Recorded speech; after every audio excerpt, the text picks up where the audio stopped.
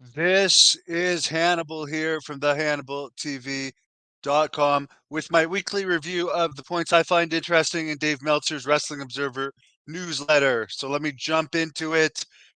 Vince McMahon had a lawsuit filed against him January 25th, alleging rape and misuse of company funds. Basically, that's the basic state of it. Apparently, there was no police alerted for any criminal charges related to the alleged rape when it happened. This woman did have a job for WWE. Before having the job, she lived in the same building as Vince, so she must have been fairly well off. She did receive $1 million. Was supposed to be 3 million, but I believe something had to do with her breaking her non-disclosure.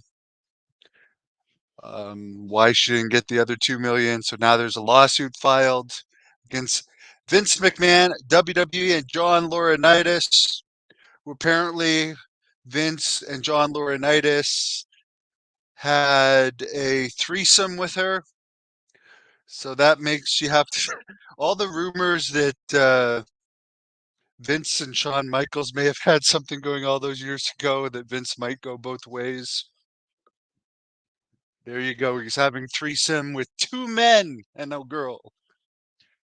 She also alleges that she had sex with Brock Lesnar as part of his contract negotiations, which that's the one thing that I don't understand because Brock Lesnar is famous from UFC and WWE. Yes, he's married, but he could literally there's so many girls that want to go out with Brock Lesnar. I I highly doubt he needs McMahon. I'm not denying that they may have had sex, but I highly doubt he needs McMahon's leftovers.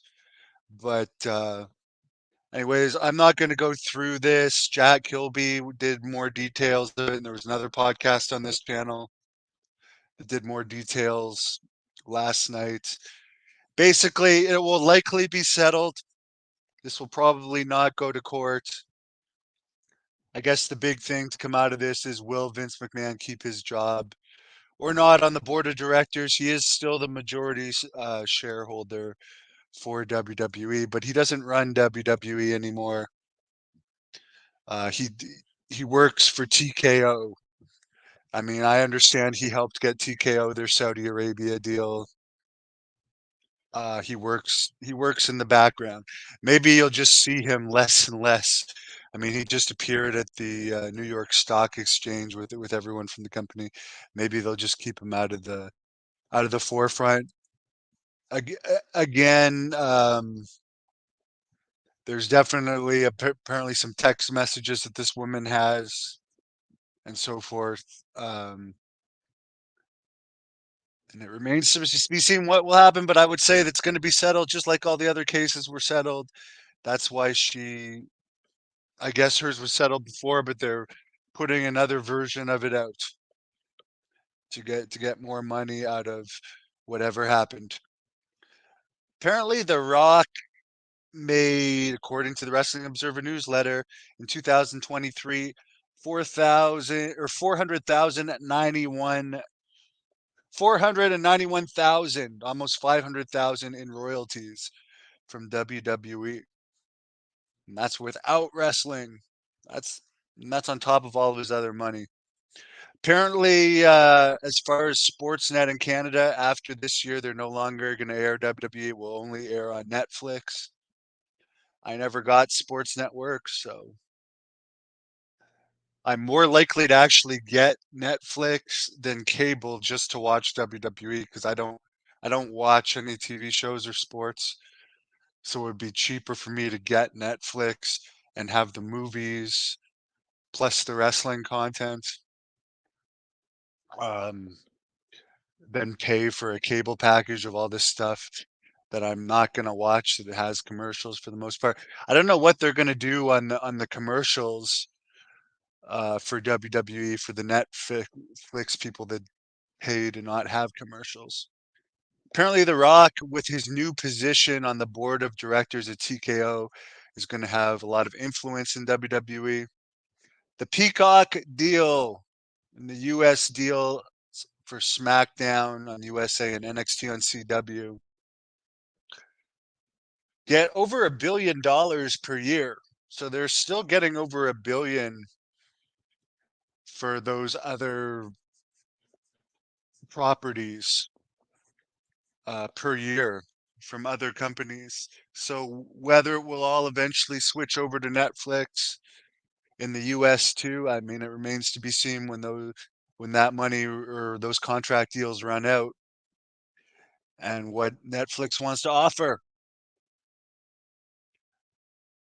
Apparently, Royal Rumble this weekend in Tropicana Field has over 40,000 tickets out, including comps, and they're expecting about 48,000. Nobody expects Roman Reigns to lose. His this is I guess there's interest on who's going to win the Royal Rumble, but as far as like and if The Rock will actually appear in the Royal Rumble, I think there's a good chance of that. They may not put I mean they still might or they may keep Brock Lesnar off of the Royal Rumble due to him being named in or he wasn't named but they said a former UFC champion. And I doubt that was Cain Velasquez. Maybe it was Cain Velasquez. I doubt it though. But yeah, as far as AJ Styles versus Roman Reigns versus um, LA Knights, and I forget the fourth guy. It doesn't matter because none of them are gonna win. Roman Reigns is gonna keep the title. WWE got rid of Kirkpatrick this week. Steve Austin is going to be in a Super Bowl ad. Ava Reigns, the daughter of The Rock, is the new general manager of SmackDown. SmackDown in Atlanta last week had 12,000 tickets out. Raw in New Orleans this week had 8,697 tickets out. AEW only had 2,815 in St. Louis for Collision last week. St. Louis is a famous wrestling market. They have weak advances for pretty much all upcoming shows other than Sting's retirement match in Greensboro and their Wembley Stadium show this year. There's an AEW taping in Henderson, Nevada, which is the Las Vegas market coming up, that has under 1,000 tickets out. Apparently, the North Charleston Dynamite show had very low ticket sales, even with the Samoa Joe versus Hook promoted match. To me, I mean, I'm sure it was a good match, and I love Samoa Joe, but to me, that's not like a match that your average person is going to want to spend money on. Meltzer, and I guess one of the problems is after the Collision tapings, they tape Ring of Honor matches, which Ring of Honor only airs on their Honor Club, so most people don't even know who these Ring of Honor wrestlers are. So it makes the shows really long, which is a turnoff for people for wanting to come back. They keep running these 20,000 seat arenas, and Meltzer brings up a good point, and I've brought this up too. They should be running 5,000 seat arenas at this point. Harold Hogg, the former Ice Train, who was a power lifter. He also wrestled as MI Smooth. Wrestled mostly for WCW, also in Germany. Died on January 26th. There's 2 interviews with him on this channel, one by Jack Kilby and Maurice, one by John Paz. He got a 7-month push when he first started, but he didn't get over. So he went to Germany, then came back. He was in WCW right up until the end, from '93 till pretty much the end. Was managed by my buddy Teddy Long and Thunderbolt Patterson at one point. He was stronger, according to Meltzer. He had stronger lifts than both Mark Henry and Big E. WWE didn't want to pick him up uh, when WCW ended. But yeah, he passed away. Sorry to hear about that. Only 56. I mean, being a power lifter, carrying all that weight and doing whatever it takes to be able to do those crazy lifts. I mean, you can't, it's not necessarily good for your heart. I don't know how he died, but in the interview with John Paz, he's talking about wanting to bench press 800 pounds at 54. And like, whatever it takes to bench press 800 pounds, which is like, I'll be perfectly honest, I can't see anybody unless they're a giant, which Ice Train was not, being able to bench press 800 pounds, and even a giant, like being able to bench press 800 pounds at 54. I mean, whatever supplements you'd have to take to do that, you might not want to be taken at 54.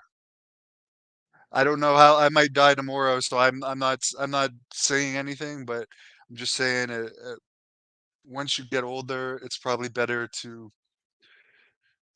lean out and put less pressure on your heart.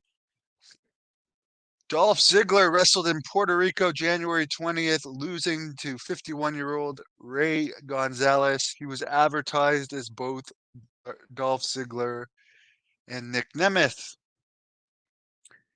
It appears that NWA's deal is definitely just on the app now. It's not going to be on the network. The network is going to air NXT in 2025. They don't seem to have an exclusive deal with WWE. In MMA news, Frankie Edgar is going in the UFC Hall of Fame.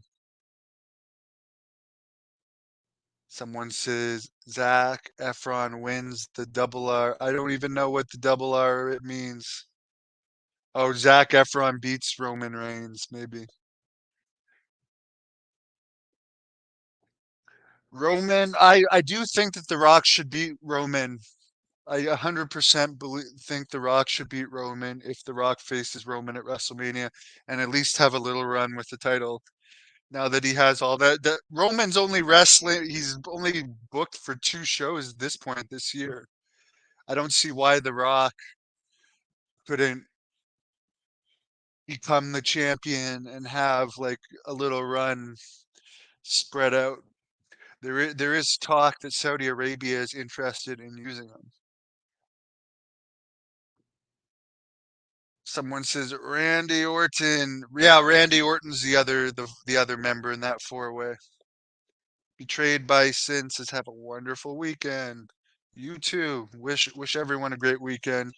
Jack Kilby did a good interview with Nitro Girl Shay this week, and she revealed in that interview that she used to date Kevin Nash, which I guess there was some talk of it at the time back when they were both in WCW, but that was the first time I heard of it, and she still looks great.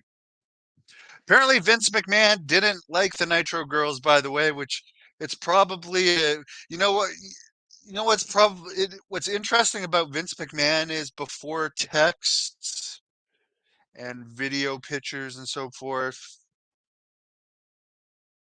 there'd be less proof for cases like this, so it does make you wonder. I mean, there was that Rita Chatterston or Charleston case back in the 80s, but it makes you wonder, like, back before there was text messages and stuff and before WWE was a public traded company, how much more of that went on. We definitely heard it about Patterson. 100%. Good afternoon to you two, Mop Shop, and have a great one. I'm going to be heading off to the gym here in a bit. Thank you for watching the Hannibal TV. Please like this video if you enjoyed it and click the subscribe button to not miss any of our latest shoot interviews,